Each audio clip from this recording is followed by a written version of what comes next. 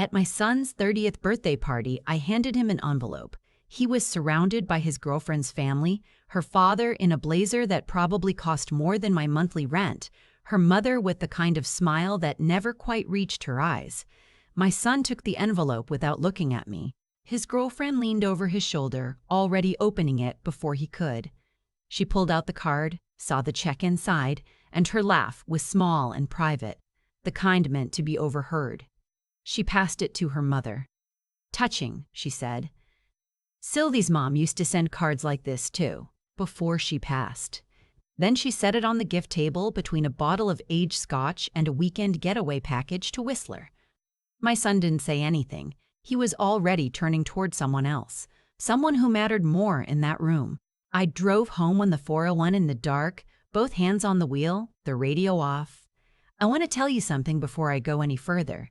Have you ever worked a job that made you invisible? Not underpaid, not overlooked, actually invisible. Like you could walk through a room full of people and not one of them would register you'd been there. Drop a comment below if you know what I mean. And if this is your first time here, subscribe. I read every comment. I mean that. Some details in what follows have been changed slightly to protect people still involved, but the lesson is entirely real. Now, let me tell you what that girlfriend's family didn't know about the woman who cleaned their hospital. My name is not important. What matters is this. I am 63 years old. I have worked as a housekeeper at St. Michael's Hospital in Toronto for 27 years. I raised my son alone after his father left when the boy was 4. I drove a 2009 Corolla with a crack in the passenger side mirror until 2 years ago. I bought my groceries at no frills and I clipped coupons from the flyer even when I didn't need to anymore because the habit was 30 years old and habits like that don't leave quietly. What matters is also this. I own 11 residential properties in the Greater Toronto Area. I have a self-directed RRSP worth just over $2 million. I hold shares in 3 REITs and a modest position in a healthcare index fund I started building in 2003. The envelope I handed my son at his birthday contained a check for $500, not because that was all I had, because I wanted to see what he would do with it when his girlfriend was watching. He didn't even pick it up off the table. I should explain how it started, because nothing like this begins with money. It begins with a choice you make when you're 32 years old and alone and scared, and the choice is either to survive or to disappear. My husband left on a Tuesday. By Thursday, I was back at the hospital on the 6 a.m. shift. I had $40 in a checking account, a 4-year-old who needed new winter boots, and a supervisor named Agnes who told me that if I was going to cry, I should do it in the supply closet and not on the floor. I didn't cry in the supply closet. I made a budget on a paper bag during my lunch break. I figured out that if I took an extra shift on Sundays, I could clear an additional $400 a month after tax. I opened a second bank account that same week. I called it The Wall. It took me 18 months to save enough for a down payment on a semi-detached in Scarborough that everyone told me was a bad investment. The neighborhood was rough, the house needed work, the market was uncertain. I bought it anyway. I fixed the bathroom myself using a library book and a YouTube video before YouTube was even easy to use. I rented it to a family, a woman not much different from me. 2 kids working nights. The rent covered my mortgage. Within 4 years, it covered the mortgage and a little more. I bought the next one in 2001, and then another, and then another. I kept my apartment. I kept my shifts at the hospital. I drove the Corolla. I didn't tell anyone, not because I was ashamed, but because I had watched enough people lose what they had by talking about it too early. Money that is spoken about becomes money that is owed. I kept it quiet the way you keep a wound quiet, carefully, consistently, without drama. My son grew up knowing we didn't have much. That part was true. What he didn't know was that not much was a choice, not a condition.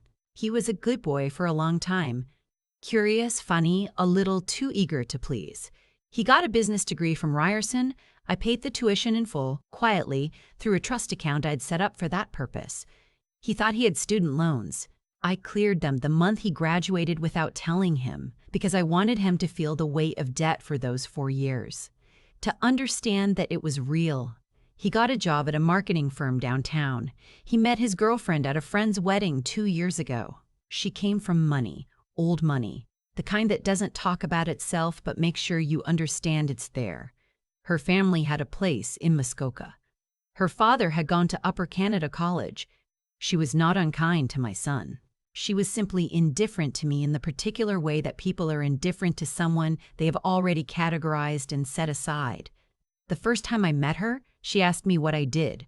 I told her I worked at St. Michael's. Her face arranged itself into polite interest. "Oh, nursing?" "Housekeeping," I said. The polite interest remained, but it moved somewhere further back in her eyes.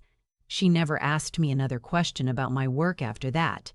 I noticed the way my son watched her reaction, the small adjustment he made afterward, the way he stopped mentioning me in conversations with her family, the way he began referring to my apartment as my mom's place, with a tone that apologized for its existence. I noticed. I didn't say anything. I waited. The birthday party was held at her parents' home in Rosedale, a house I had driven past many times in my life, the way you drive past things that belong to a different version of the world. The catered food, the jazz trio in the corner, her father making a toast about my son's future, as if my son's past had nothing to do with who he was standing there. And then the envelope. And then the laugh. And then the drive home on the 401. That night, I sat at my kitchen table with a cup of tea that went cold before I touched it. I am not a woman who cries easily. I learned that in the supply closet. But I sat there for a long time with my hands around the mug, and I thought about the check still sitting on that gift table between the Scotch and the Whistler package. I thought about what my son had not said. I thought about who he was becoming in that house in Rosedale, in that room full of people who thought I was someone to be gently tolerated. Then I opened my laptop and pulled up the property management spreadsheet I keep updated every first of the month. 11 properties. Current combined value, $4.3 million, conservative estimate. Monthly rental income after expenses, $14,200. I scrolled down to the entry I had been looking at more often lately. A commercial property on Kingston Road I'd purchased in 2018 through my holding company, Cleary Holdings, Inc., my mother's maiden name, nobody's business but mine. The building had 2 ground-floor retail tenants and 4 residential units above. Assessed value, $1.1 million. The lease on the ground-floor unit closest to the street was up for renewal in 60 days. The current tenant was a high-end kitchen design showroom. Their landlord contact was a numbered company. Nobody in that showroom knew that the woman who cleaned their hospital also cashed their rent checks. I made a note in the margin of the spreadsheet. Then I closed the laptop and washed my mug and went to bed. I called my property manager the next morning. His name is Dennis, not Dennis. He's particular about the spelling, and he has managed 8 of my 11 properties for the past 12 years. Dennis is 61, former real estate lawyer, went independent after a health scare in 2009. He's the only person outside of my accountant who knows the full picture. I trust him the way you trust someone who has quietly watched you build something and never once told you it was impossible. "Dennis," I said, "I want to start the process on converting the Kingston Road building." He was quiet for a moment. "The commercial units? The upper floors stay as residential. I want to look at converting the ground floor retail into affordable housing. 2 units, 3-bedroom each." He didn't say anything for a beat. "You're sure?" "I'm sure. The building will make less per month." "I know." He paused again, and I could hear him making notes. "There are grants available," he said finally. "Federal and provincial both. Affordable housing incentives." "I know. I've been looking at them. Do you want me to start with zoning?" "Start with zoning," I said. "And Denise, keep it quiet for now." "Always do," he said. I had not told my son about the properties. I had not told him about the RRSP or the RRSPs or the NDARCS funds. I had not told him that the check for $500 was a test, not a limit. I had not told him any of it for the same reason I hadn't told him when he was 17 and embarrassed to have me pick him up from school in the Corolla, because I needed to know who he was when he thought I had nothing to offer him. You cannot know what someone values until you give them the chance to show you. His girlfriend called me 3 weeks after the birthday party. Not my son. Her. She was pleasant in the way that people are pleasant when they want something they don't want to ask for directly. She mentioned that they were thinking about buying their first place, that the market in Toronto was difficult, that my son's salary was good, but the down payment was the challenge. She mentioned a number. It was not a small number. She did not ask outright. She circled it carefully, like you circle a thing you want without wanting to be seen, wanting it. I listened. I said I would think about it. She thanked me warmly, and we said goodbye. That evening, I called my accountant. Her name is Wilhelmina. Billy, she insists, and she's been doing my taxes for 16 years. She is sharper than anyone I have ever met, and she keeps an office in North York that looks like it belongs to someone who is not nearly as good at their job as she is. Billy, I said, I want to set up a meeting. I need to talk through some trust restructuring. She said she had Thursday at 2. At Thursday at 2, I sat across from Billy and told her what I was thinking. I want to put the majority of my liquid assets into a formal family trust, I said, with conditions. Billy put down her pen. Conditions like what? Conditions like time and conduct, I said. My son receives access at 65 or earlier if he demonstrates, for a sustained period, no less than 3 years, that he understands the value of what I'm giving him. Billy looked at me over her glasses. Understands how? I'll know it when I see it, I said. She wrote something down. And the real estate? The properties stay outside the trust for now, I said. Except the Kingston Road building. That one I'm converting. She looked up. Converting to what? Affordable housing, I said. 2 new units. She put her pen down fully. Penelope. It's not what I call her, but she gets to call me that when she thinks I'm about to do something that surprises her.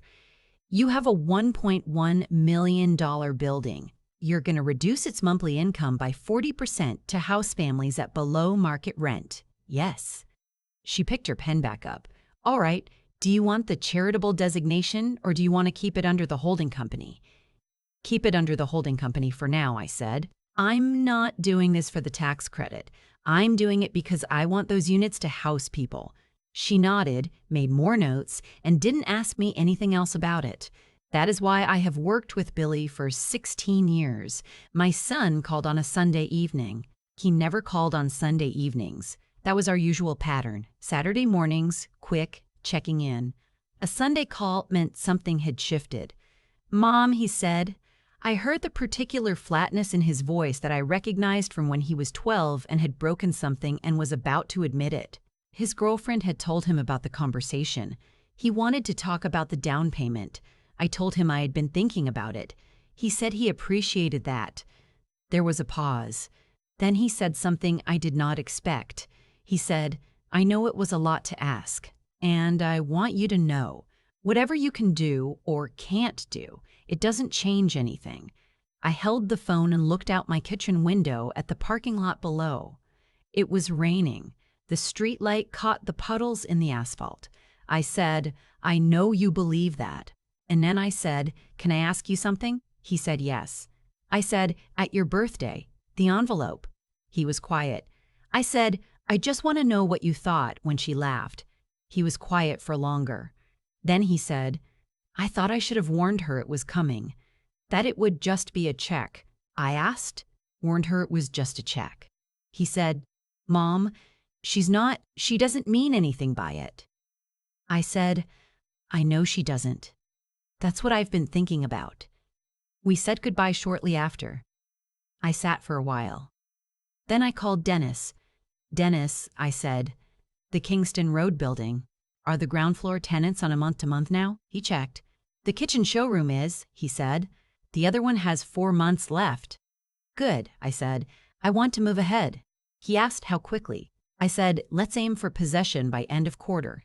He said he would make the calls. What happened next took about 3 weeks. The showroom got their notice. Dennis handled it professionally. They had adequate time. The notice was proper. There was nothing irregular about any of it. I did not think about it much.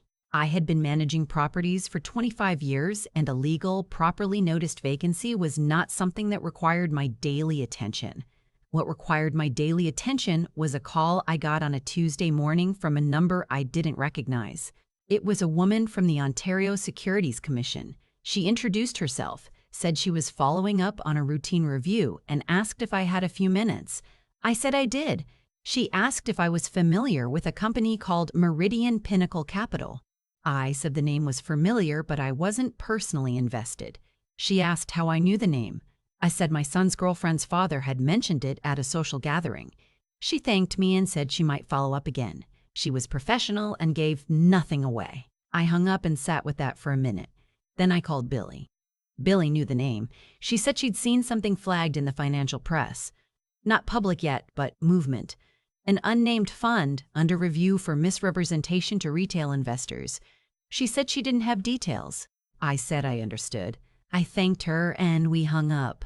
I am not a woman who moves quickly when she doesn't have the full picture. I went back to work the next morning. I did my shift. I cleaned what needed cleaning. I came home, made dinner, and read a library book until 10. The day after, same thing. I have learned over 27 years that the thing you are waiting for will arrive on its own schedule, and that nothing you do in the meantime will make it arrive faster. It arrived on a Thursday. My son called at 11 in the morning, which meant he was calling from outside the office, probably the side exit on Adelaide where the smokers go. His voice was different from the Sunday call, tighter. "Mom," he said, "something's happening with Elaine, his girlfriend's father. Something about an investment fund. There are regulators involved." I already knew this, but I didn't say so. I said, "What kind of something?" He said he didn't know yet. His girlfriend was with her family. She wasn't returning his calls. I said, "Come for dinner." He said, "Mom, come for dinner," I said again. He came. He sat at my kitchen table, the same table where I had built the budget on a paper bag 26 years ago, and I made him pasta, and we didn't talk about the OSC or Meridian Pinnacle Capital. We talked about other things. He told me about a project at work he was proud of. I told him about a family at the hospital, a woman who had been admitted 3 times in 6 months and finally had a social worker properly assigned. He asked how I knew that. I said you notice things when you clean the same rooms long enough. He was quiet for a while after that. Before he left, he stood at the door and he said, "Mom, the birthday, I should have picked it up." The envelope. I looked at him. He looked tired. He looked like someone who was beginning to understand something that was going to cost him something. I said, "I know." He said, "I'm sorry." I said, "I know that too." He left. I washed the dishes and dried them and put them away. The OSC investigation became public 6 weeks later. I won't say more about that because it is not my story to tell, and the details belong to people who are still in the middle of their consequences. What I will say is that my son's girlfriend's family went through a significant restructuring of both their finances and their social arrangements, and that my son was not part of what came after. Not because anyone pushed him out, but because he made a choice on his own, without me suggesting it. He called me on a Saturday morning like usual. He said, "I ended things." I said, "Are you okay?" He said, "Not really, but I think I'm supposed to not be okay right now." I said, "That sounds right." He said, "Can I ask you something?" I said, "Yes." He said, "The check, the $500, at my birthday. How much was it really?" I said, "The check was $500. He said, "Mom," I said, "What do you actually want to know?" He was quiet. "Then how much do you actually have?" I said, "Enough that the check was a choice, not a limit." He didn't say anything for a long time. Then he said, "Why didn't you tell me?" I said, "Because I needed to see who you were when you thought I had nothing." He came over the next afternoon. He sat at my table and I showed him the spreadsheet. All of it. The 11 properties, the RRSPs, the funds, the Kingston Road conversion. He didn't say anything for a very long time. He looked at the rows and the numbers and the dates going back to 1996, and I watched his face move through things I didn't try to name. Finally, he said, "You did all of this while you were working nights." I said, I did a lot of it because I was working nights. He looked up. I said, when you clean a building, you hear things. You hear which companies are expanding, which floors are being leased, which neighborhoods the lawyers are starting to move into. People talk around you like you're furniture. It's actually very useful. He almost laughed. Almost. Then he said, I was embarrassed, in front of her family, when you gave me the envelope. I know, I said. He said, I shouldn't have been. No, I said, you shouldn't have. He said, I'm sorry, Mom. I said, I know you are. He said, what do I do now? He said, what do I do now? I said, you come back next Saturday. We're going to go look at the Kingston Road building. There's work to do. He said, what kind of work? I said, the kind that matters.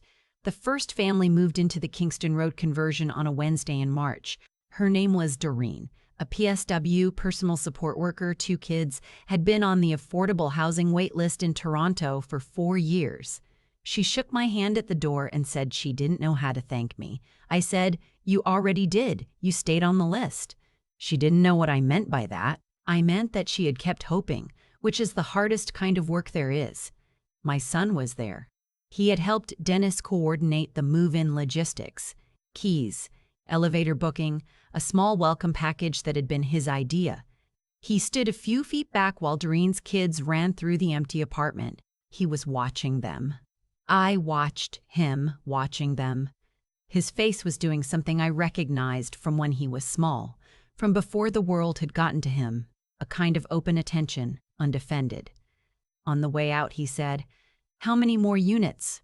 I said, 1 more on this building. He said, and after that? I said, that depends. On what? On you, I said.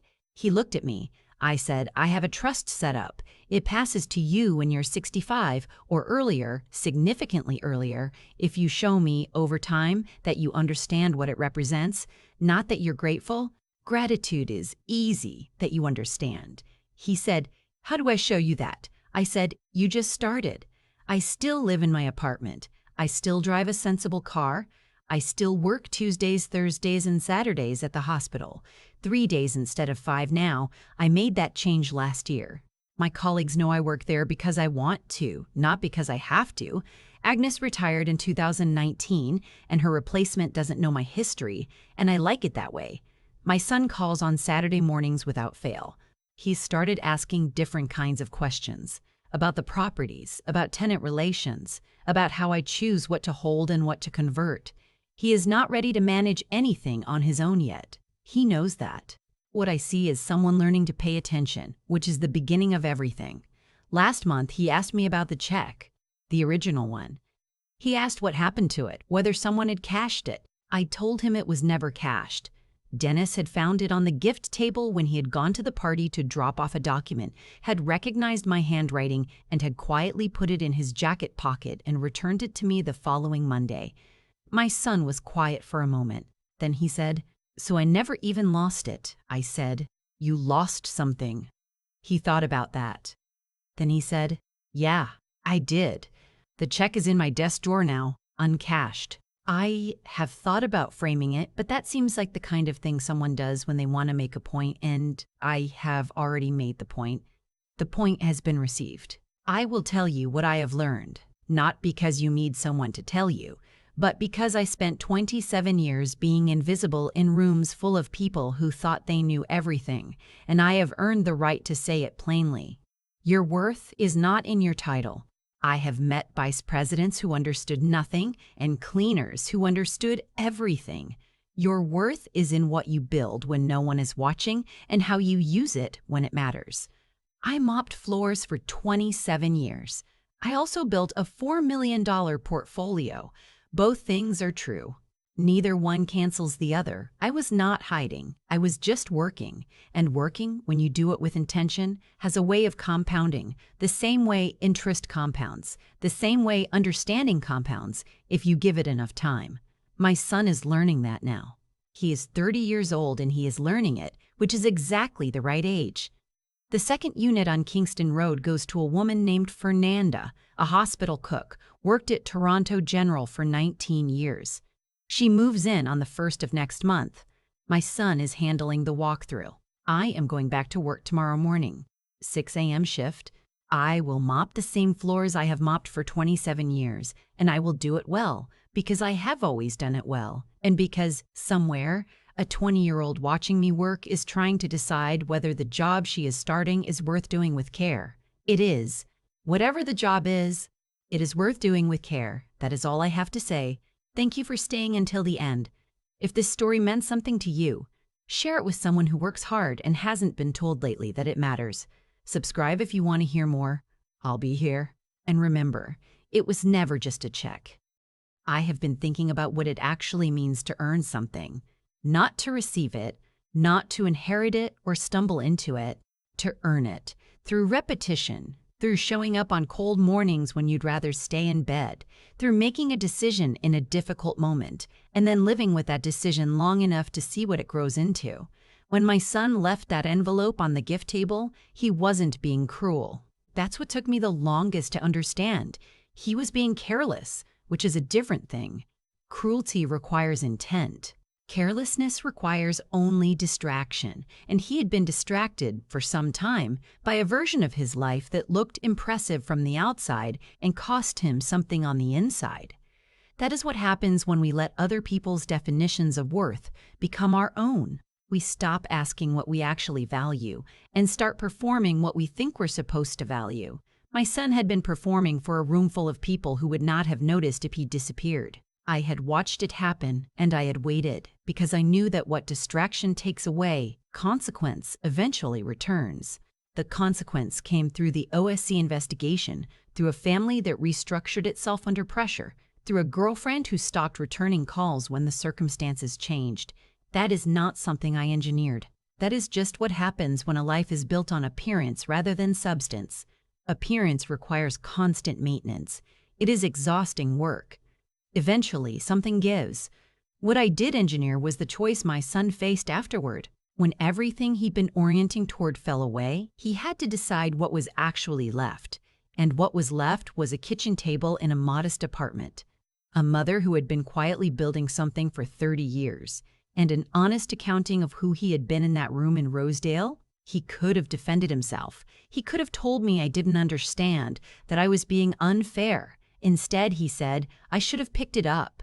That sentence told me more about his character than anything he had done in the previous 2 years. Doreen moving into Kingston Road mattered to me in a way I didn't fully anticipate. I had done the math on that building a dozen times. The reduced income, the conversion costs, the grant applications. I had justified it financially, and I had justified it ethically. But standing at that door, watching her kids run through those rooms, I understood something I hadn't calculated. The work I had done for 27 years, the mopping, the early shifts, the invisibility, had not just built a portfolio. It had built a perspective. I knew what it meant to need a fair chance because I had needed one. I knew what it meant to be overlooked because I had been overlooked. That knowledge had a value I could not put in a spreadsheet, and the only honest thing to do with it was to use it. My son is learning this now. He is learning that intelligence without integrity is just cleverness, and cleverness will only take you as far as the next convenient exit. He is learning that resilience is not about never being knocked down. It is about what you decide to do on the floor, in the quiet, when no one is watching. He is learning, slowly, to pay attention to the right things. I do not know yet who he will become. I know who he is becoming, and that is enough for now. We are both still in the middle of it. That is where the actual work happens.